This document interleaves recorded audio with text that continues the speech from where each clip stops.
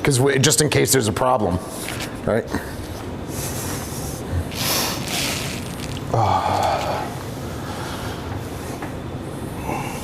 All right, we are live. Just wait a couple minutes till people start coming in. It's a little minute early.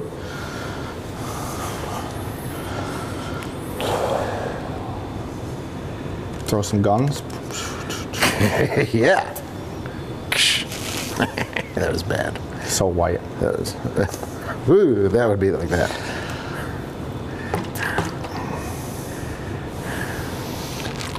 See how I'm sitting up straight? There we go. I know, I don't do that. I'm not very well at sitting up straight. Oh, you're the son of a belly dancer, you know. You are. That is true. We got a couple of people in here, so. We do. Guys, can you just let us know? We think we figured out the audio problem, so if you could let us know if you can hear us. Hey guys. Oh, Hoist the Jack. Always good to see you, buddy. Hey, Hoist. I love that. I call him Hoist. I see that. Yeah. Now, Hoist Hell is... yeah, time for some Navy stuff. Okay, just to make sure, guys, just let me know if you could hear me, if our voices sound okay. We think we figured out the audio problem. Audio is great. That's what. And that's Ken Stano. Yeah. Ken. All right, anchors away, buddy. Good to have you, Ken.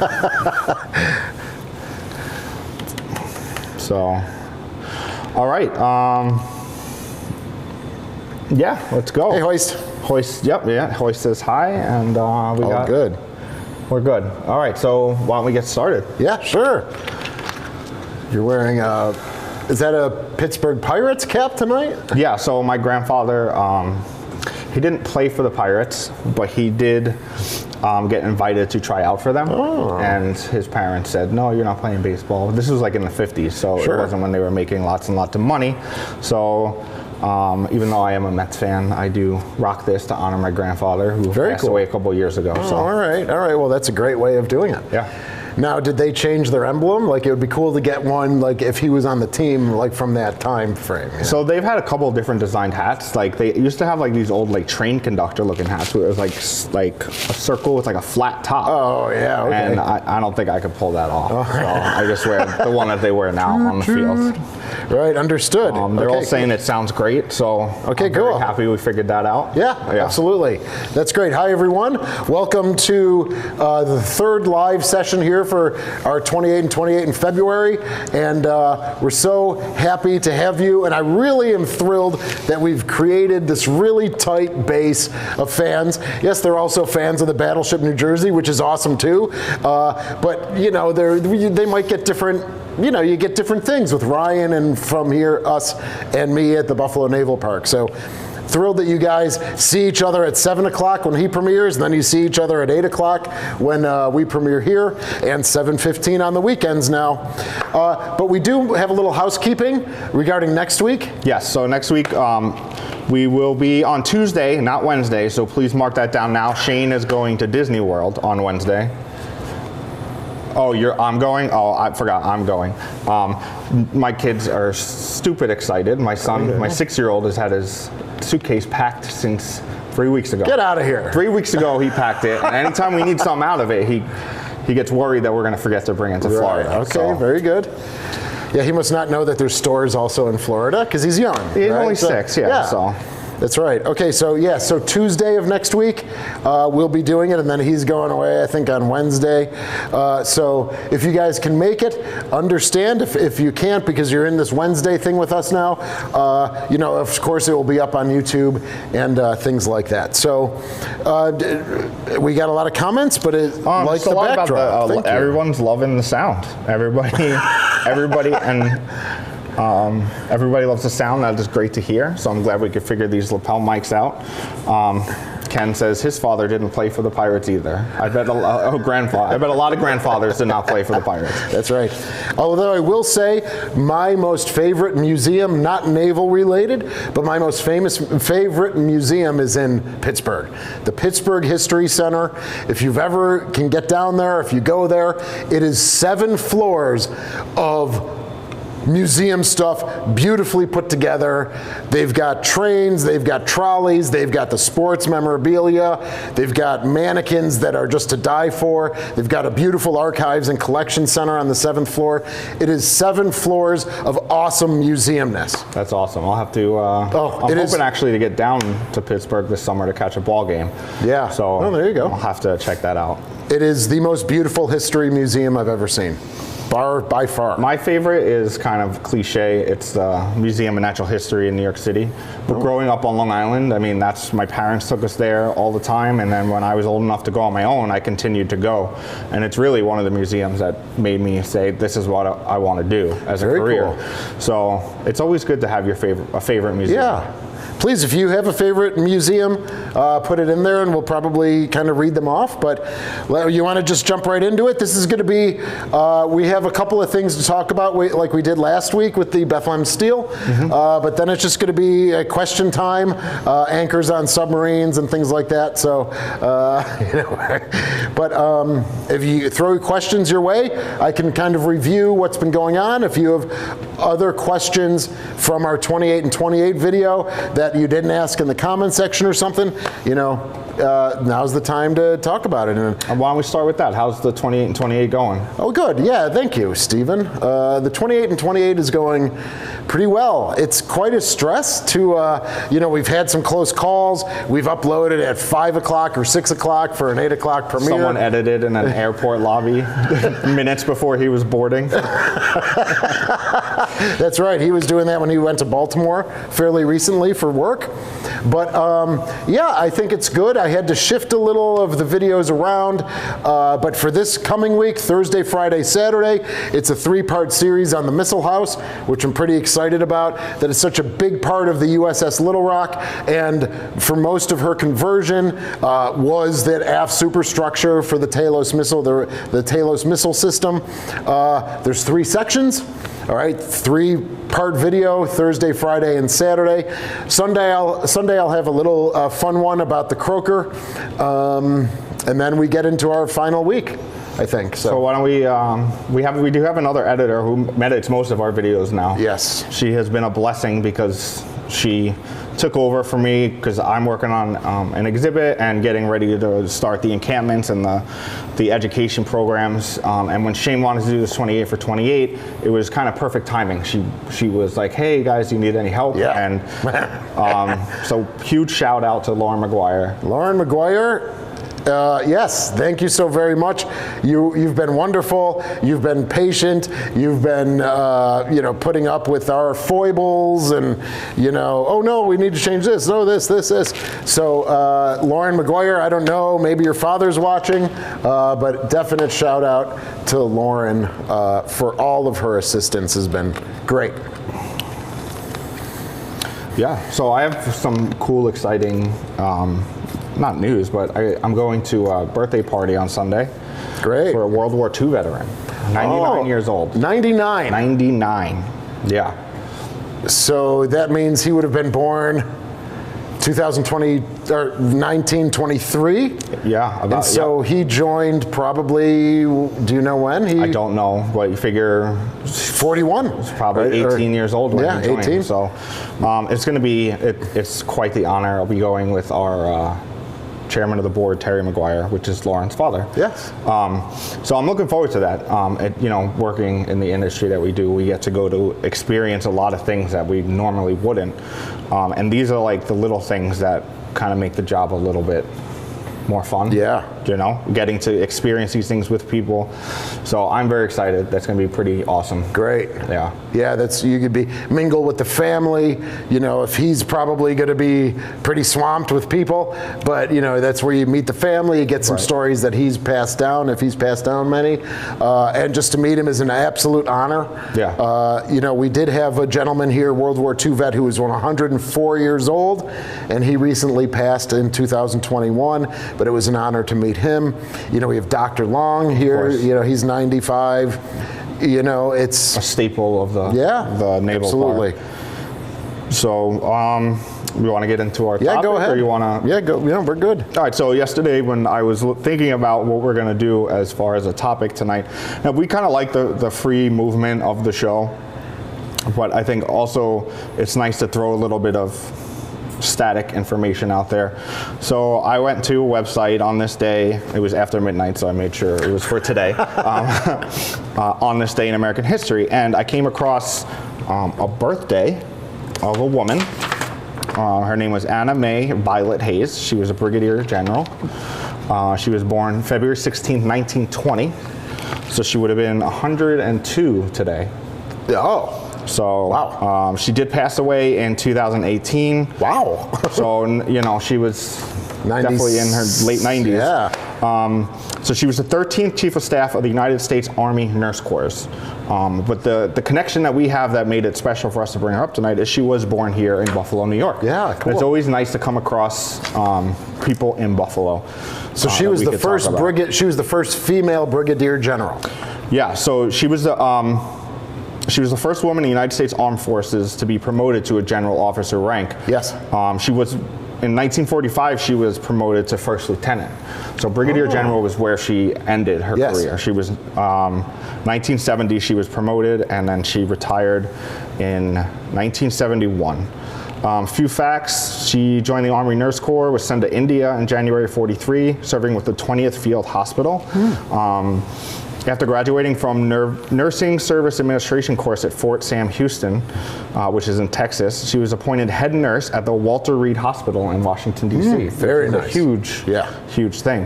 And she was one of 3 nurses personally selected by President Eisenhower when he got sick to take care of him. Oh, so that's very nice. She's got a pretty nice resume. Yeah, and that's, you know, I love it when people embrace the challenge. Yeah. Right? Like obviously she set a path pretty early. She didn't shirk anything. You know, if you say, oh, you're going to be the head nurse at Walter Reed, I bet you a lot of people would be like, oh, I don't know if I should do that. I don't know if I could do that. But she really embraced the roles that were laid before her, and taking that opportunity. Great moments come from great opportunity. Yeah, and she did actually say that that was the most memorable, was working for President Eisenhower. Of course, she probably had lots of experiences being overseas, and I forgot, it doesn't really say where else she went overseas in my notes here, but you know, you can imagine a 30-year career. Yeah. She's everywhere, especially during World War. She's in the height of World War II, Korean War, majority of the Vietnam War. So for those of you that don't know Walter Reed Hospital, it is the hospital in Washington, D.C., which is like the hospital.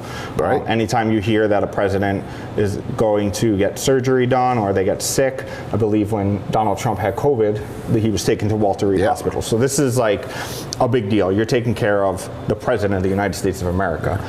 So it is, you know, to be the head nurse there, I mean, that's pretty awesome. Yeah, that's very awesome. And I think it's the primary for all the veterans, you know, all the American veterans. It's the primary hospital for people to go to recover.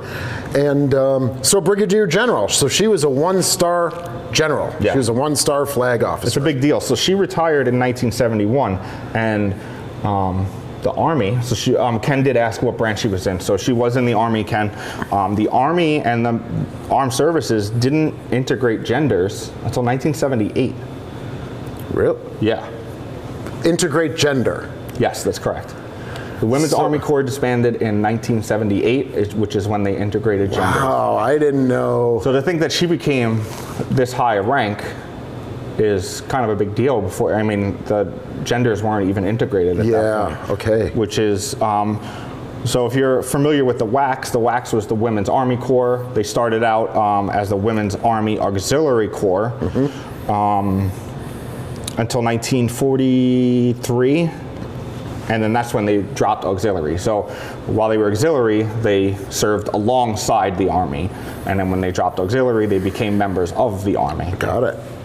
Yeah, that's it's very similar. The WACS and the waves, you know, are very similar. They were both signed into law by Congress in '42, so it takes a year to ramp it up. And the waves were not the women's Army Corps, but for the Navy. So the WAVES were Women Accepted for Volunteer Emergency Service. All right, so it's great that we have the acronym WAVES to use because that's a mouthful. But the WAVES program was established to relieve men working stateside so they can go onto a ship in a combat zone and go into those different theaters, the European. So it freed up workers in America, and so they went to a school in the Bronx at Hunter's College. That was their main boot camp place that they would go. And then they would go, there's 14 different specialty schools throughout the country. And they would be, rated like photographer's mates or areography, all right, like aerial photography, storekeepers, there's many, there was like parachute rigging school.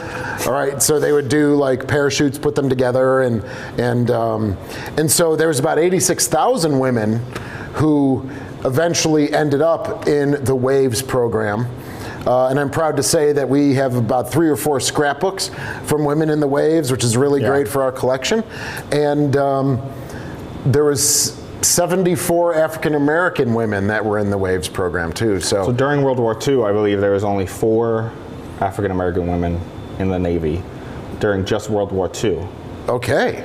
Which is kind of a crazy number. That's pretty crazy. Yeah, but we're doing one of the projects that we're working on. I've been doing research, and it's on a Women's Army Corps member. Her name is Indiana Hunt. She was part of the 6888. Okay.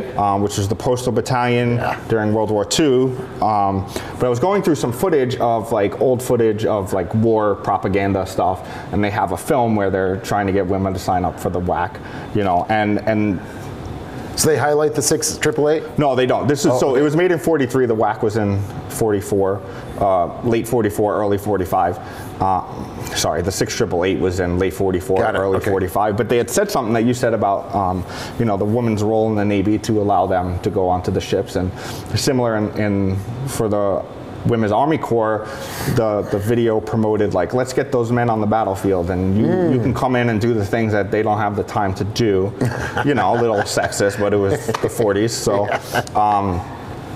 But it's cool. I love going through those old videos, those old propaganda videos, and it's fun. It's great, and they're all over the place. I mean, you guys can YouTube it, and I found one for just New York State the other day because I was looking for old video footage of Buffalo, and it was the thruway comes to Buffalo, and it was a New York State video, right? From Department of Transportation, right? It was from 1951, and it was nice. that typical 1951, very happy and bright.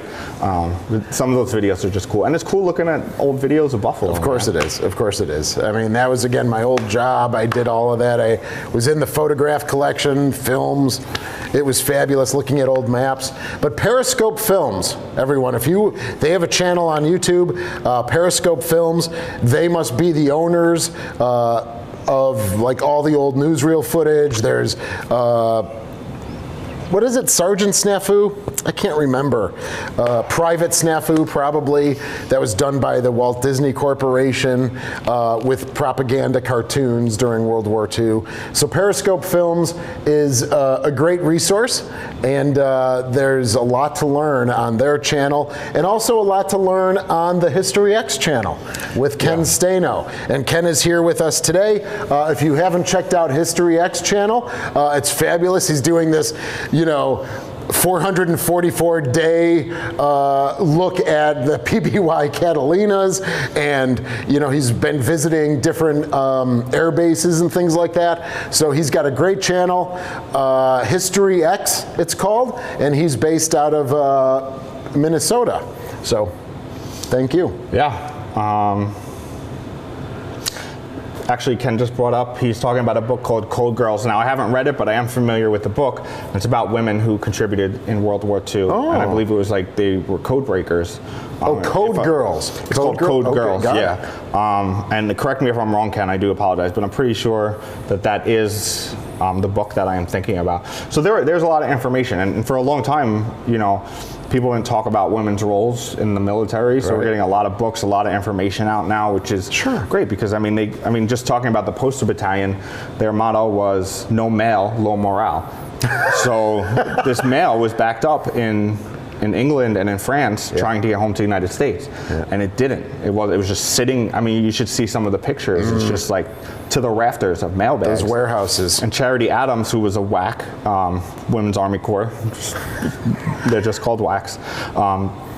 She made a system where it was a 24-hour system, 8-hour shifts, work, sleep, leisure, and they got it done in like 3 months. And they said it was going to take at least 6 months. It was about 2 years of backed up mail. Yeah. Okay. And one of the stories that I heard while doing my research, this guy came to an event for one of the 688 members and was like, it's because of you I'm here today. He's like, to you? No. To one of the women that I'm working with. Gotcha. Okay. Yeah. No. No. Well, I mean, it could be because you're doing the research. Yeah, well, I'm not a woman Army Corps member from World War II, but anyway, he's like, it's because of you that I'm here, because my mother didn't know if my father was still alive, didn't know if she should give up or not. And he finally got mail that was handled by the 6888. Fabulous. And he's like, a couple months later, I was conceived. And he's like, I believe that it's because you guys did this. Nice. So, I mean, they might not have been thinking about it at the time, but they affected hundreds of thousands of lives. Yeah, absolutely. You go 2 years without hearing from your family member who's over across at war. Now we could just pick up a phone and say, hey, I'm okay. Yeah. Or an email or a Zoom call. But back then you would go 2 years without knowing anything about your family back home. They wouldn't know anything about you. And this was all after D-Day, right? All after D-Day. This is all after D-Day. So you can imagine there was 7 million people in the European theater from the United States. All of that mail, right? Yeah. Coming and going, and there was food, right? They were delivering food, and there's rats everywhere or something. Have I read that right somewhere? Like just because there were snacks and candies, and they were just sitting there for months and years. So we owe women in the military a huge amount of respect, and they've done a lot, and it's great that their stories are starting to come out more and more. I know a lot of women didn't even talk about their time in the military. They came home and they became a housewife, or they became whatever they became. So it's good to hear these stories. I mean, there are a lot of cool stories, and as historians, it's cool to hear new stuff, right? Yeah. You can only hear about the same thing so many times. Different perspectives. Right. And that's now you can tell a different story because of a different perspective. How are we doing here? So, Sullivan's Ken said yes, that is the book. What does Hoist the Jack say? Sullivan's or Little Rock? So let me go back up to that. Hoist wants to know if we can shoot a video inside one of the gun directors. Well, if you've noticed, yes. I do plan on getting in the Mark 34, the Mark 37s. If you've watched our gun director videos, I wasn't able to get up there because there's a lot of snow and ice, and again, most of the time it's just me filming, and so I give a little explanation, Hoist, in those videos of why I'm not actually standing next to them. All right, for safety purposes, for visitors, we cut a lot of the ladders that would lead to those platforms, either the gun director Mark 37 on the Sullivans or the Mark 34, which is the 05 level on Little Rock, and so we cut the ladders, so you got to kind of be creative with how you get up there. And then if I'm carrying this beautiful camera we have, I don't have a knapsack, so it's when the weather gets warmer, I do plan on getting up there, opening up those hatches, and hopefully getting in there, and you'll be seeing it for the first time that I'm seeing it. I've never been in those. Which is really cool about our videos. And Shane is, sometimes when Shane is showing videos, it's the first time he's been in there as well. So you get to experience it with him. And I like that, but then it also is like, I didn't see that here, or something. But yeah, that's a great point. You're seeing it when I'm seeing it for the first. I don't go out and scout, so if I seem sometimes confused in a video, or that might be where, like, I'm studying it academically or research based, but I haven't actually looked at it, right? So, but I could do a run through, and then I know this is so I just like it that you're seeing it the first time I'm seeing it too, and if there's some excitement in my voice or something, that's genuine because I haven't seen it before. Okay, Emily is a friend of mine watching. She has not a question, but she says she had a great uncle, came home from World War II on the USS Bonhomme Richard. Am I pronouncing that right? Yeah, Bonhomme Richard. And her brother did serve in the Marines and was on the same ship a few years ago. So that's kind of a cool really? story. Yeah. That's actually really cool. Yeah, that's really nice. I'm sure it's not the World War II ship, the Bonhomme Richard, but Because they do use the names when they do. Yeah, they reuse but this one is the one that had the big fire. Okay. In San Diego, I think it was just a few years ago, and they're scrapping it. So that aircraft carrier, because of that fire, is going to razor blades, I guess. But thank you, Emily. Welcome. Zaynan says, did either of you have an ancestor who served in World War II? I did, but I've had ancestors and relatives that have served in a lot of different wars. We came here in like the 1920s, my family. So it was nothing before then. So World War I and prior was not really on either side of my family. But my grandfather did serve, although I believe my mother's grandfather served in Germany during World War I. I could be wrong, but I believe so he was in the German Armed Forces. German Army in World War I. Right. Okay. And then my grandfather on my father's side, so my father's father was on the USS Washington. We spoke about that a couple weeks ago. Yeah, that's right. During World War II. And then I've had, my other grandfather was in Korea. I have an uncle that's in the Navy. I have a cousin, Robbie, who started out as a junior ROTC guy, and now he's a big deal in the military. And very, very proud of him, because he's very committed his life to this, has done tours overseas, and he's committed his life to really being serving. Yeah. And and you're serving. That's right. Yeah.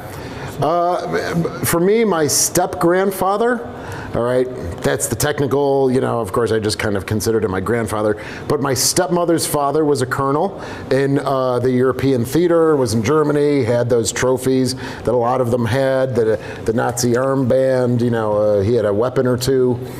So he was a colonel in World War II, and certainly, did I say my stepmother or stepfather? My stepmother. Yeah. Yes, that was my stepmother's father. And then my stepfather now, all right, my stepfather and his family have all served in the Navy, except for my stepfather, who is a Marine, okay? But everyone else, my step-grandfather on that side, so my stepdad's father, he served on the USS Texas, all right, as a barber, and in the supply division. And then that's cool. That lineage goes all the way down to like my step cousins. They're serving now. My uncle, my stepfather's brother, was the superintendent of ships at the Bath Iron Works for about 12 years. So he was supervising all of the Arleigh Burkes that were being made. And so I'd love to get him involved at the Naval Park, but they live in Maryland, I think it is. So. But yeah, but in my mother's side, my father's side, no. So that's cool. You brought up barbershop, right? So, I mean, before I worked here, you don't really think of these jobs that they had on the ships. I didn't, right? But now working here, we have all these compartments that we see and work on, and even visitors can come see these things. Yeah. And yeah, that's a great thing about this park, is you see the things that you don't even think about while you're away at sea. They have somebody that, they have a dentist, they have a barber, they have all the things. Right. Yeah, absolutely. It's very true. The soda fountain, the tobacco shop, those things I've covered in those videos, the Back in Time video, the snack bar, it's just like a little city.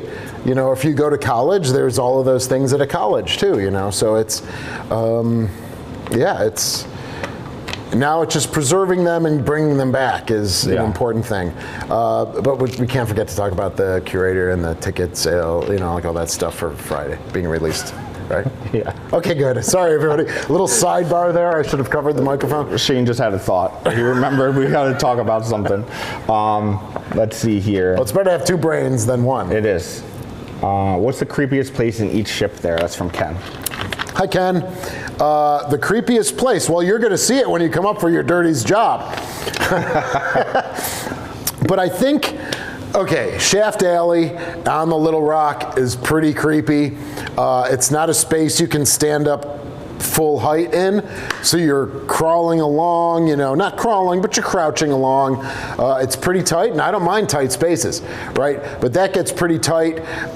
You know you're well below the water line. You know, it's dark. It would be best to, you know, have protection, a mask on, things like that, because there's just so much rust down there that's just sitting everywhere. Yeah. So to me, I'd say Shaft Alley is one of the creepiest spots on the Little Rock, but I would agree, Shaft Alley, or where's that place all the way up front in the stern, in the bow, where the teakwood is. yeah, those are the peak tanks. So that's right by the blade, right? You're only 10 to 15 frames in from the peak. There's some stores there, the small stores, where you'd be able to buy, you know, like more pants or shirts or something. And it's like the bosun's lockers. I think just the way that I'm not sure if this is how it is on most ships, but the way the Little Rock is, as soon as you're getting there had to be like 3 doors, right? And then like you walk through a door, and then it's just like almost another door right on top of it. Yeah. And it's like, and then you're in this room that's, you know, comes to a point. Right. And I don't know if I'd say it's creepy, but it is definitely one of the cooler spots on the ship. Yeah, it's a spot that we never go to, like ever. Right. Like the last summer we went to it, and that was the first time I'd ever been there. Yeah. Yeah, there's a lot to explore here. That's why Brendan's great having him here. I think he's already visited at practically every compartment. And again, he's the caretaker of the Little Rock now. For the Sullivans, I have been into some creepy places. Creepy. You know, I was in the sonar room when she was flooding. That was pretty tight. You're at the bilge, you're at the keel spaces, and you're right next to the keel. And again, it's dark. The water was rushing in. You know, so I was getting a Buffalo River wash, and you just look up and you see the small hatches with the ladders, and it goes up like, you know, 3. And you got shocked. Remember? I did get shocked. The flashlight. Yes, yeah. I did get shocked, and now my hand's all vibrating now again. I came to Shane's rescue. Yes, because I didn't want to move that. We had one of those hanging lights, and it dropped, and it went into the water, and, you know, I didn't go to a school like for this, so I picked it up, and I just, right? I mean, I was fine. I didn't like black out or anything, but it was, you know, you get those general shocks, you know, just that real quick. But it was, you know, and I didn't move after that because I'm sitting in water. So I yelled up, you know, 1 platform and 2 decks, or they're all platforms on the Sullivans, but, you know, 2 platforms, and I was like, hey, you know, and they're all just talking away. Hey, I hear him and Andrew Biondo, they're just chatting. I'm like, guys, get this flashlight out of here. So those are one of the things that we learn from. It's a learning moment, a teaching moment, right? Yeah. All right, let's go. We got some questions here. Go team. So Bryce says, following up on the Talos system, we talked about that last week. Do we know if the Little Rock carried the nuclear warhead variant? Great question. And where on the ship it might have been stowed, special storing procedures that were used.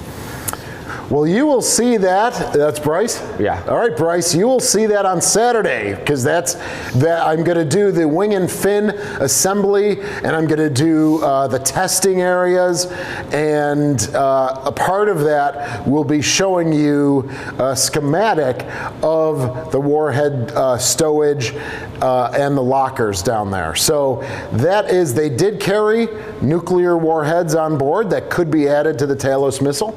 Nobody knew that though, right? Who? Like that wasn't public information that no, it Little is. Rock was.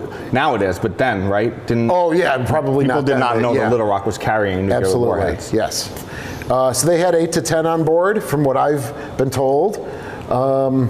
And so you'll see the nice cutaway, and you'll see all the different decks and platforms, and it will show you where that came from. So I'm not going to get into it too much now, but for Saturday night's video at 7:15, hopefully premiered at 7:15, then you will see that.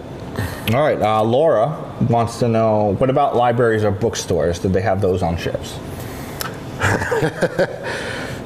Hello, Laura. I figured it was you. Hi, Laura. So they did have, on the Little Rock especially, they had a library and like a meeting space for the enlisted crew. All right, so that is now Bill's tool room. Yes. On the third deck down there. So when we're down there and we talk about all the brick, that fake 70s brick with the tobacco shop and the soda fountain, just aft of that would have been the ship's library, which now is an old salt named Bill. He comes on board. He lives down in the Hudson area. I don't know why I pointed to you, but he lives in the Hudson area. And this is his ship. He was a plank owner in 1960 and was a second-class diver on board. He was also FDNY for a long time. Yeah, that's right. He was a firefighter for the he was a firefighter. fire department in New York. So, yes. Which I think is awesome. I'm part of a fire company, so that's right. I always, talk his ear off about that stuff because I'm not that cool. He's way cooler than me. I'll agree with that. Yeah, the guy's 80 years old. He's built like the Hulk. And he comes down, and this is his 12,000-ton girlfriend, in addition to the 2 girlfriends he has in his hometown. And he only has one. Well, that's true. Yeah, he broke up with her. He did have 2 for a while, though. So yeah, Laura, hello. Nice to see you. And they would have had a library on board, absolutely. Husky just showed up. He said, I forgot it was Wednesday in all caps. But don't forget, next week, Tuesday. Tuesday, Husky. History, Ken is saying, looking forward to checking out all those spots. We have a couple questions about the ships being haunted. Okay.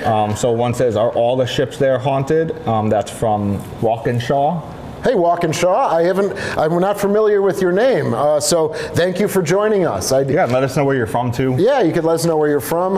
And then Bryce said, is the haunted, I believe he's saying haunted, bosun whistle still audible on the Little Rock. I remember hearing that when I visited years and years ago.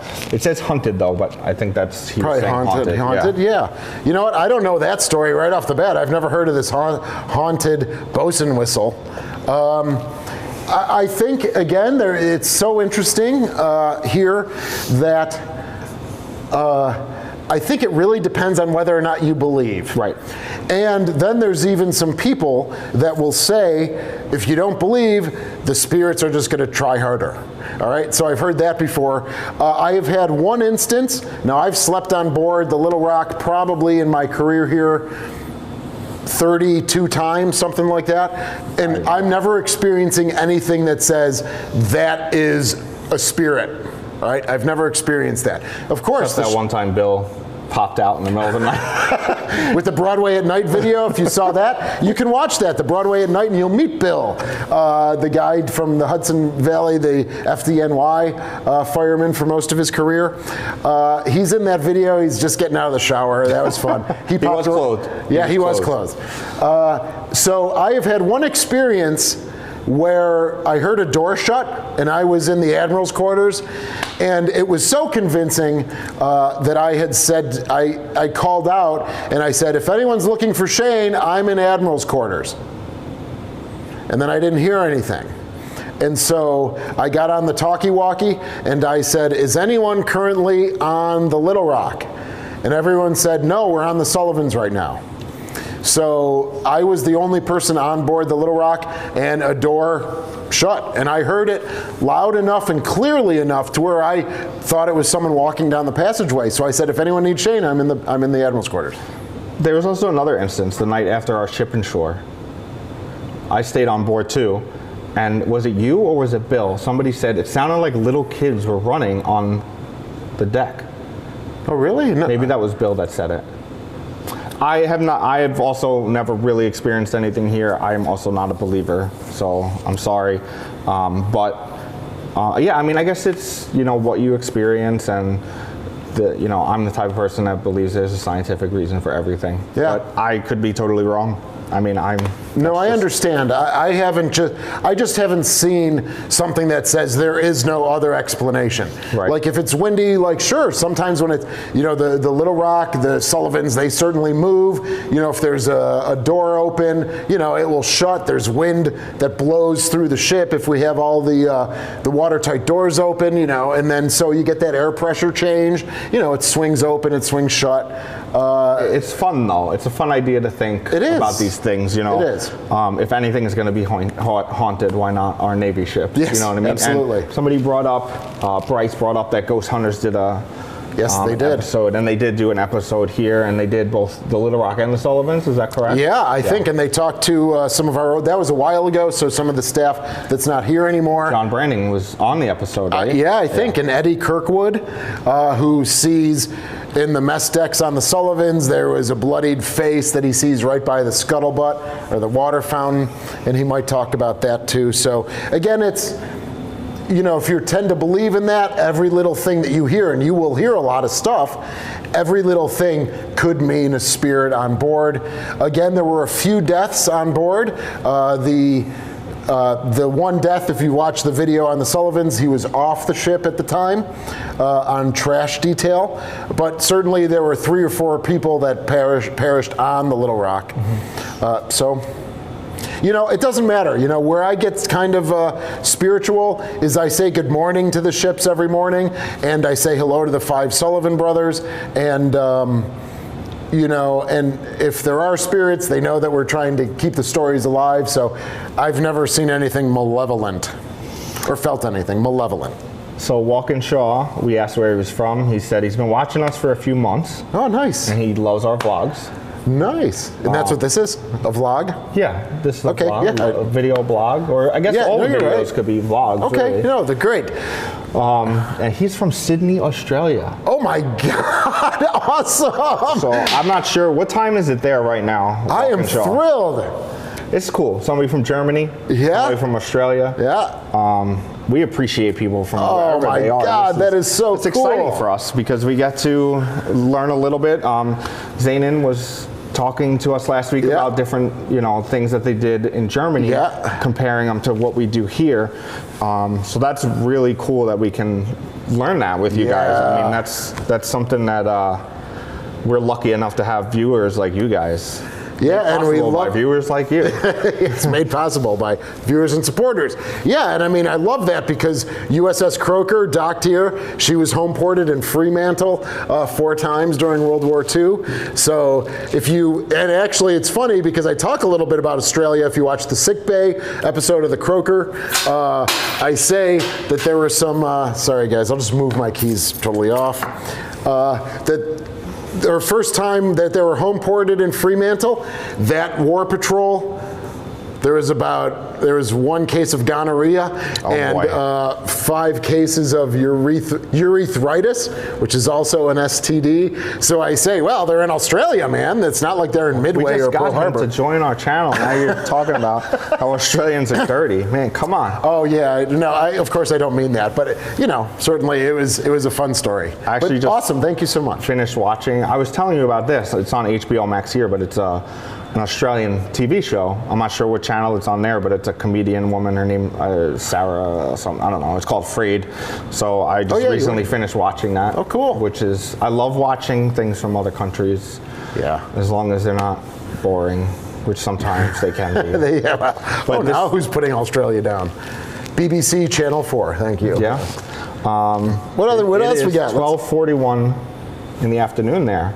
Wow. So it is tomorrow. Yes. It is tomorrow where Walkinshaw is. But great to have you. We really appreciate you and all our viewers from all over. It's fantastic. That is fabulous. Other questions? Let's roll. Husky has a video recommendation. Please. Overnight program and events, marriages, parties, stuff like that. I was thinking about putting some video footage together when the encampment's open, just so we could use it as promotional material and marketing material. So we could definitely, put that up on the YouTube channel. It'll probably be something that we will put up in the fall, because throughout the season we can, do weddings, parties. I mean, we host a lot of events, pinning events. Yeah. Navy chief events. Yeah, So, but yeah, we do a lot. I mean, we've had a couple weddings. We had a couple weddings last year, I believe. We've had bands play for different events that people come. They have a band come. They have a DJ come. They have caterers. We do a lot of stuff like that. So yeah, we can absolutely take some footage and maybe make a video towards the fall about our events and stuff. Yeah, and so before I forget with my brain, two brains better than one, this coming Friday, which would be what, the 18th, we are releasing our tickets for the season. All right, so if you are in the area or you want to come visit, on Friday, and what we're doing is you could buy tickets online for a certain day and time slot, or you can just walk in when you're here and come to our ticket counter and buy tickets when you're here. But those are being released this Friday, and also for the curator tour.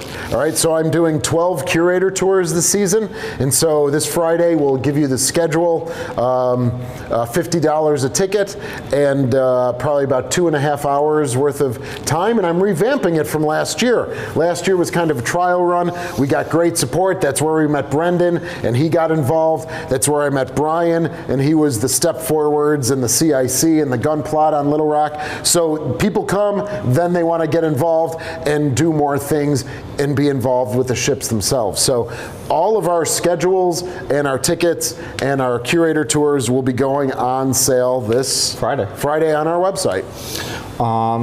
So Walkinshaw says he found us from the Battleship New Jersey channel. So that's Fabulous. Great to hear. That's and great. This is the first time he's done one of these live Q&As with us. So it's awesome. We're glad to have you. Hi, I'm Ryan Zemansky. Okay. Settle down. I love Ryan, so that was a little shout out to Ryan Zemansky there. Joey says ghosts are real. I saw this documentary once called Casper. That's great. I love it. Was he friendly or not? I guess it does say a real friendly one. A real friendly one. Very good. Let's see. What else do we got? Soft opening? Did you say that? No, I didn't talk about. So we are having a soft opening. So the Final Four is in Buffalo this year. The first round of the first round, the March Madness thing, right? March 17th to March 19th. We'll be at KeyBank Center. And we don't open officially till the 26th. Right. But we will be open the 17th, 18th, and 19th. You will get the 2021 tour, which is an abbreviated tour. But we will be open those 3 days. So definitely, come on out and make it worth us opening early.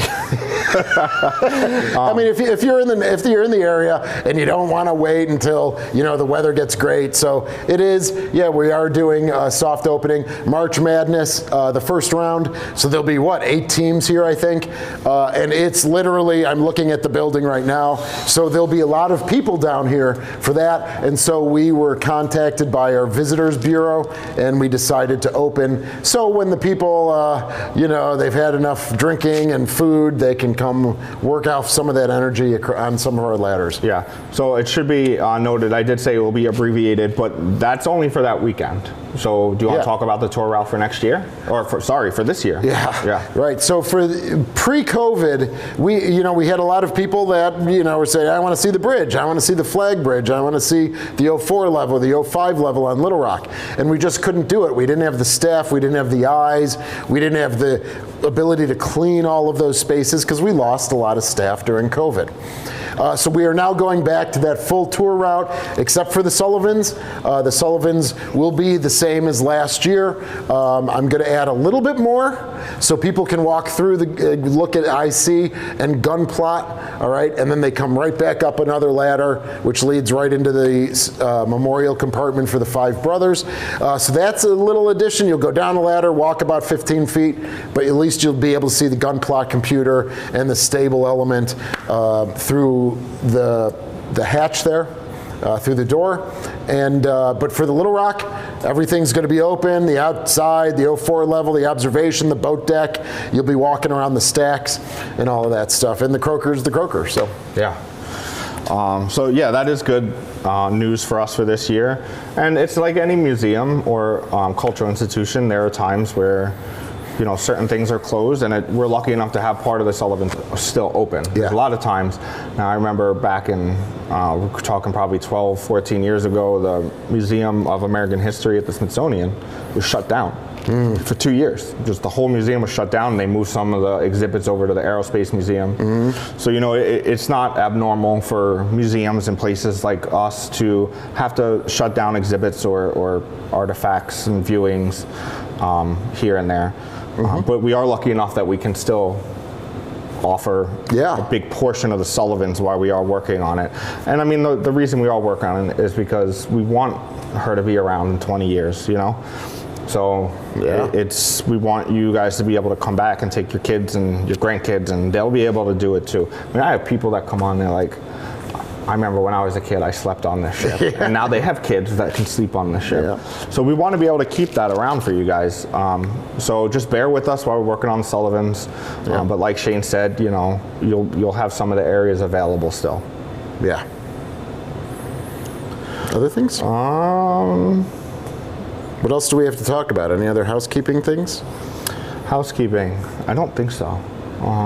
We have a pretty exciting year already planned. Already planned, everybody. That's right. We went through the whole list today. Yes, we did. Of just March. Yeah, and it's like 7 events in March or something like that. So, you know, it's crazy. We have the Sullivan's fundraiser, which you can purchase tickets. You said that in your... Did you say that? No, I didn't mention that. So starting Friday, you can also purchase tickets to our fundraiser. It's March 15th. I believe it'll be $50 a person. I think. Don't quote me on that, but I believe that is what it will cost. And you come out, have a great time. It's going to be in the lobby of Seneca 1. And, you know, come out for a good cause. It's going to help with the Sullivans and make sure that we can keep her going. And it'll just be a great time. So we'll be there and mingling, and you guys can come talk to us. We'll be there.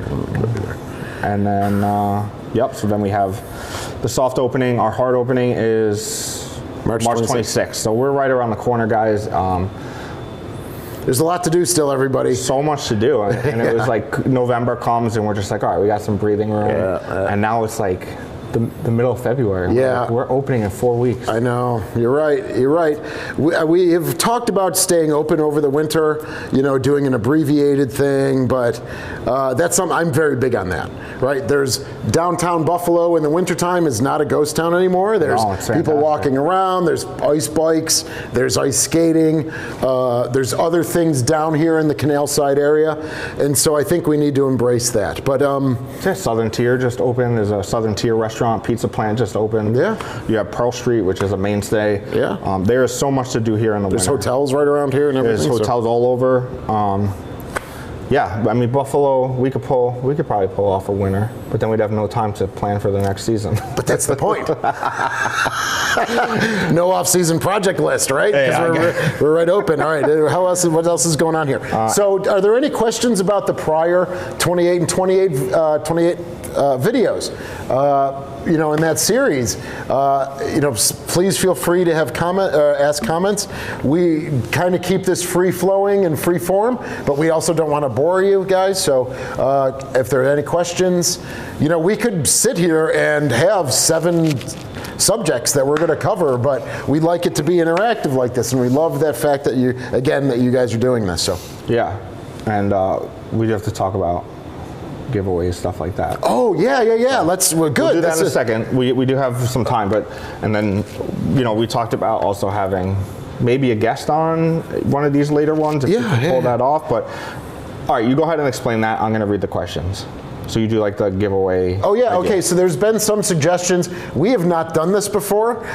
Stephen and I have been talking about, you know, there's been a lot of interest in, like, we're interested in maybe doing a trivia night or that would be fun. A subscriber giveaways. You know, there were some suggestions about flying a flag on the ensign, the ensign mast on all 3 ships, and that's a giveaway. We could sign it with the day it flew, and, you know, fold it up, and you could be able to win that. So we are working with that idea. We've just never done it. Get our mugs. Our mugs, he's big on these mugs. We're a talk show now. We gotta have mugs. Like we're Dick Cavett, right? Okay. Well, I don't know if any of you will get the Dick Cavett thing, but okay, good. Edward says the naval park is worth a 200-mile drive. Where are you from, Edward? Do you know Edward Webster? I've talked to him a couple of times, fairly recently, but no, I do not know where it's. Zanin says trivia sounds fun. Trivia, which I think could be really fun. So we would have to do that live, though, right? That's a live thing. Yeah. Right. But we might have to do more than an hour then, because that could be. Oh well, we might have to get out some beer too. Southern Tier. The Ensign is a great idea. Edward's from Pennsylvania. Yeah, it's not a far drive for you at all. So anytime you want to come check us out. Yeah, that's great. But the subscribe, we don't know how it flows with these subscriber giveaways. Like, how do you do it? It has to be live as well, right? Like Yeah, we'll have to come up with some research it a little bit, see how other people do stuff like that, and we can do something like that. Yeah, because that's that's something that we'd love to do. We just don't know the interface or the format to do it yet. Right? Like, if you leave a comment with the answer down below, well, you might have 15, 20 people with the right answer. So how do you be the first person? Okay, all right. Yeah. So Zainin says he had a question earlier. We must have missed it, but he says, have you ever had an opportunity to get another warship for your naval park? Would we, or have we? No, we have not had another opportunity to get a warship. I was very big on getting a minesweeper. All right, a wooden-hulled, 129-foot, I can't remember the class, but there were 2 minesweepers that were decommissioned in 2021. And I said that would fit perfectly right in front of Croker. And if we were to take over, sidebar here, if we were to take over that space, it could be docked right there. But then all of a sudden, NAVSEA and the Navy says, we're not giving away any more decommissioned vessels. At all, to anybody. That's my understanding. Yeah, that's what I've read. And that's a shame, because one of the things I would love to see is the new Little Rock. The USS Littoral. Yes. I mean, it's being decommissioned, I believe 28. Yeah, that's what they say right now, if you could believe it. I just think, how cool would it be, one, to have a modern ship that we can take people through. Yeah. And 2, have both Little Rocks. Yeah. And it's not to say we don't have the space, because we have the outer harbor, and a river's a river. We can bring all the boats to Buffalo. Now the thing of that would be setting up a preservation plan right away if we were to get a new vessel, which I would love to do, but as we just said, I don't think so. So we would need to set up a preservation plan. We would need to have the staff. We would need to have, and it would totally change our park, right? Do the ticket prices change now that we have 4 tourable vessels? Just the idea of having a ship that's been made in the past 20 years. I mean, with all the modern, and it would be nice to be able to compare the 2 Little Rocks, right? You go through you go through our Little Rock, and then you can go through the other Little Rock, and just see the differences. And I mean, it's wishful thinking, but it would be a cool idea. And we'll have a beat to all the people from Little Rock, man. Yes. They will be like coming up, or they'll be upset that we had both. But yeah, LCS 9, that would be a fabulous ship to get. Those minesweepers. Again, all of those systems would be cut out, or at least cannibalized in some sort of way. But yeah, to see the technology on board compared to, where you had 20 guys doing a job on the Little Rock, you'd now have 1 person doing it, just pushing a button. All right, we got about 4 minutes left, so I'm going to kind of go through these real quick. Hoisted Jack said there's an app where we could do random winners, so maybe we do like 1 winner every week or something, that we could do like a giveaway. So we put the names of everybody that are here in the app, and then you hit a button, and really? And it just picks a random person. All right, write that down, sir. Okay. That's a great idea. I'm 40, what am I? I'm 48 years old, man. I graduated from college before the internet was even a thing, honestly. Yeah, you're old. It's true. Wish you could visit the Naval Park, but Buffalo is too far from Sydney. We wish you can come here too, but you might be able to virtually visit the Naval Park. Yes. We are coming out with a 3D tour, 3D virtual tour of all of our ships, embedded with our audio tour that we also, good segue, that we also offer to our visitors, an audio tour. It has about 32 stops, and so that will be embedded in our 3D tour. And I think the way we're setting it up is there's a guided version, and so it will just bring you through, and then when it hits an audio tour, it stops, the audio tour will play, and then you will then be able to look around that space and compartment while the audio is playing, and then you can go back to the guided, and it just will walk you right through. Or you could just do the self tour, on your where you click on all the little circles. So that will be available. That's great for people like Walkinshaw and Zainin who are overseas. Yeah. We'd love to have you all come here, but we understand that. Although Buffalo is the place to come visit when you come to the United States. Very true. Get chicken wings. So Husky says we should do that for a video, compare the two Little Rocks, and maybe that's something we could look into. If there's video footage of the other Little Rock that we can get our hands on. Yeah, I would love to. A totally different type of ship, an Littoral combat ship. I don't have the stats right on me, but I think it's a crew of 80. Oh, really? Yeah, right. And I can't remember the footage, or the length. Is it 250 feet or? I can't remember, and it's modular, so they were built in Wisconsin. I believe it was Wisconsin. Marquette, does that sound right? And they're all modular, so they're just kind of built separately and just slapped together. Not really, but you know what I'm saying. But yeah, I would love to. I bet you we don't have much footage or film out there just because it's still out there and active. Because it's still active. Yeah, so it is 8:59, guys. Aww. We hate to see you go, but we'd love to see you leave. Don't say that. I'm not saying that, man. I'd sit here another hour if I could. You gotta go to a Tiger Cruise with them if you can. Who went on a Tiger Cruise?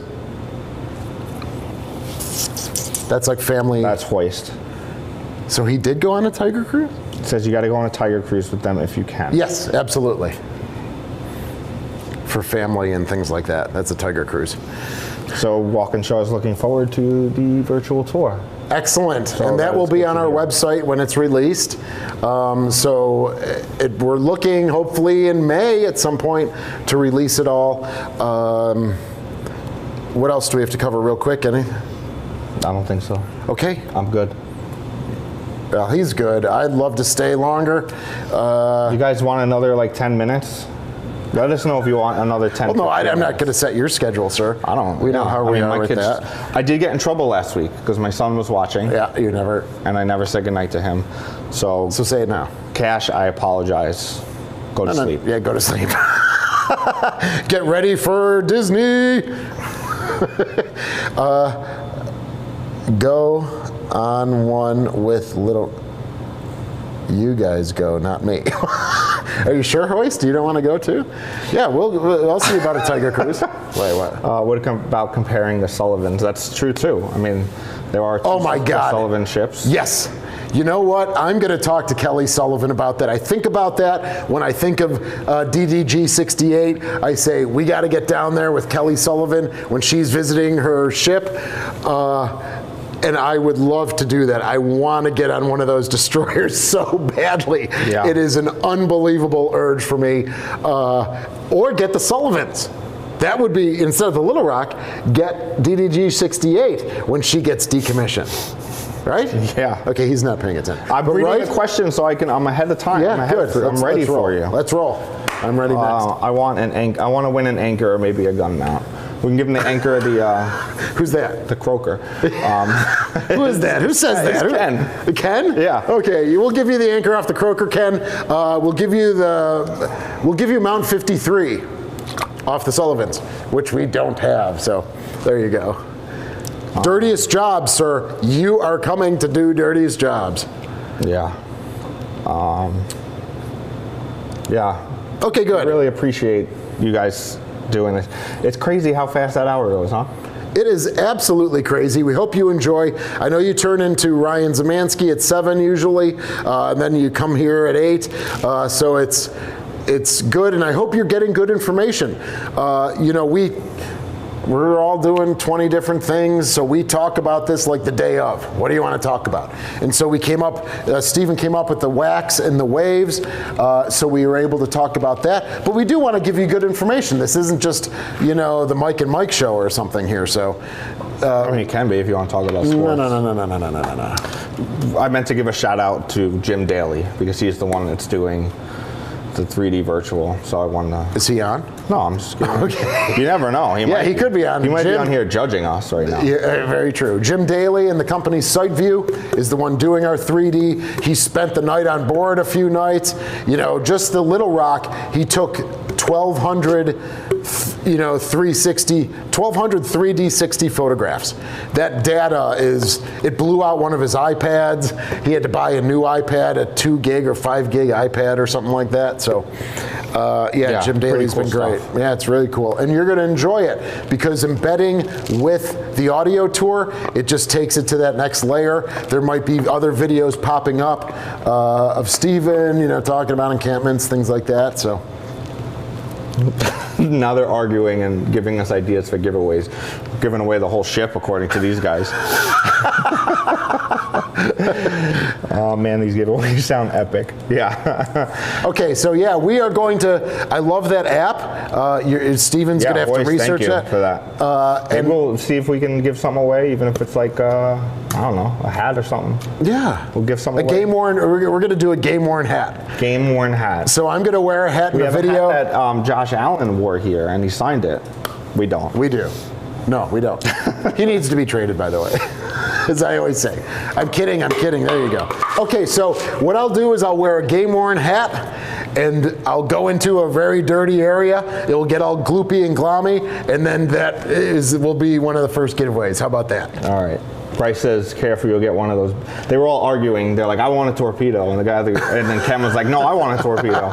So Bryce says, careful, you'll get one of those bad model torpedoes that never worked. Those shady Buffalo guys. Nice. All right, we're going to wrap it up there, guys. We should give away a signed copy of the Holy Bible. Okay. Well, I think I'll make some calls. They probably mean the Norman Friedman books, maybe, right? Because Ryan Zemansky's doing that. He gives away those Norman Friedman, the illustrated guide to destroyers, submarines, battleships. So that might be maybe what they mean. And that gets to a wonderful story that I don't think we have time to get into, but it's one of my favorite Shane stories growing up. About someone, anyway, so I won't say that anymore. But. Are you good? Are you sure you don't want to tell the story real quick? Yeah, it's good. Next week. Well, okay. 2 more minutes. So my stepdad, again, who was the Marine, tells me to go down to the corner store. I'm about 10 years old. He tells me to go to the corner store to go buy the Holy Bible. So I go down to the corner store and I say, do you guys sell Bibles? Now I'm 10 years old again. You could do that in 1983 or whatever the year was. 1983. And they're like, we don't sell Bibles. So I go back home. I say, they don't sell the Bible at the corner store. And he says, no, I meant the TV guide. So I walked back and I bought the TV guide. Everybody has their own Bible, right? That's right. Yeah. That's right. And for that might be the Norman Friedman books. I don't know. But all right, guys. Thank you very much. See you Tuesday. Tuesday at 8 p.m. We'll give a giveaway on Tuesday. We'll make you remember that we're on Tuesday. So if you want a chance to win something. So we are going to do it on Tuesday. Yeah, let's do it. Okay. We'll get a cap. Sounds good. And that will be the first one. Can we get the remember those hats we had with the Hawaii? Oh, it's like a tourist hat or something. Yeah. See you guys. Bye, guys. Oh, that was good. Okay, let's.